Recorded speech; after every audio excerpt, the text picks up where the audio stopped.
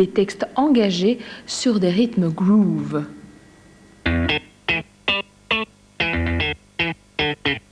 J'en ai profité pour beaucoup voyager. J'ai presque pas écouté de disque pendant l'année où j'ai arrêté. J'avais pas envie. Sauf les musiques traditionnelles que tu entends dans les pays ou une musique qui en tout cas n'avait pas de référence à ma musique. Du coup, j'ai pris dans la médiathèque un disque disco, double disco. Et j'étais dans ma chambre, j'étais en train de danser. Et puis je dis, c'est ça que je vais faire. Vraiment comme un déclic. Ça me rappelait des souvenirs de mon adolescence. J'étais une disco grenouille. C'est comme ça qu'on m'appelait parce qu'à l'époque c'était pas cool d'aimer la disco. J'avais envie surtout de faire un album qui fait danser, qui fait fêter. Et même si ensuite j'ai eu des paroles lourdes, engagées sur cette musique légère, je dirais, je crois que l'album, en tout cas cette face A, il y a vraiment ce côté festif, ce côté ne pas. C'est aussi un côté que j'ai très fort en moi, c'est le côté ne pas se prendre au sérieux. Mon cœur s'en va, tu ne l'attrapes pas.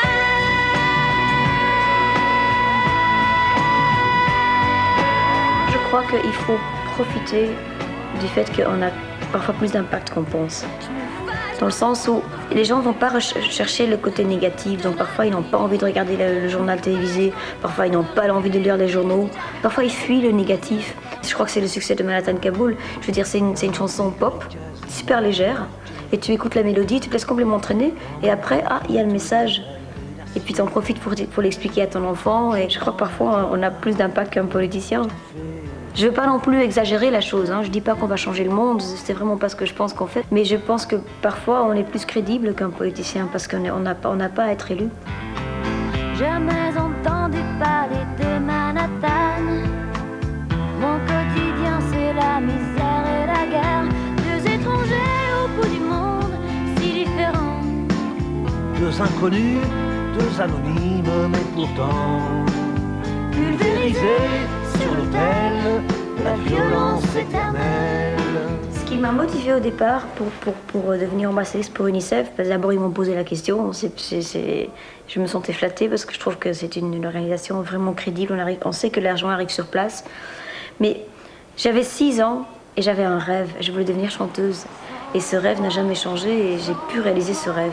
Mais il y a plein d'enfants qui peut-être ont le même talent et qui auraient eu la même persévérance, mais qui sont nés malades ou qui sont nés au mauvais côté de la terre.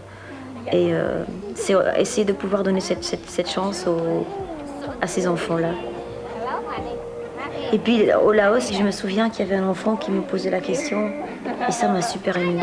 Il m'a dit, est-ce que tu vas écrire une chanson sur nous, tu vas faire une chanson sur nous? Et je lui dis, je te promets rien, mais je vais essayer. Quelque chose sous mon pied vient de faire bang. Moi qui étais tellement fière d'être au premier rang.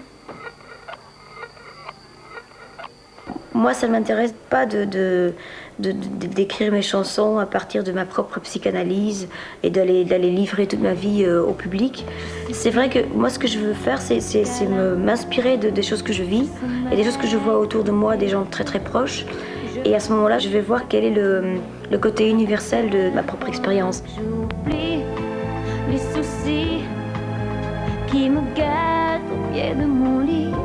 Et effectivement, ce que je constate, c'est que beaucoup de couples font un enfant parce que c'est le fruit de l'amour, c'est la plus belle chose qu'on peut faire quand on aime quelqu'un. Et souvent, en fait, c'est pas la faute de l'enfant, mais je veux dire, le fait que cet amour, par la suite, est projeté sur l'enfant et que l'amour est divisé, en fait. Il y a beaucoup de couples qui se séparent, que ce soit après un enfant ou 2 enfants. Et je trouvais ça quelque chose qui n'a jamais été dit, ni par les mères, ni par les mères en filles. On ne vous dit pas que c'est difficile, la venue d'un enfant. Et j'avais envie de parler de ça. Je me fâche quand je pense que l'enfant qu'on a eu à 2 ne verra jamais heureux. Je me fâche quand je pense aux roses que tu arroses. Le vent les a emportés. La vache quand je sens ton parfum, pourquoi m'en dire? Je vais pas m'en sortir. Je me fâche. Je me fâche. Je me fâche. Je me fâche. Axel Red, qui est bien dans l'actualité en ce moment, nous avons un cadeau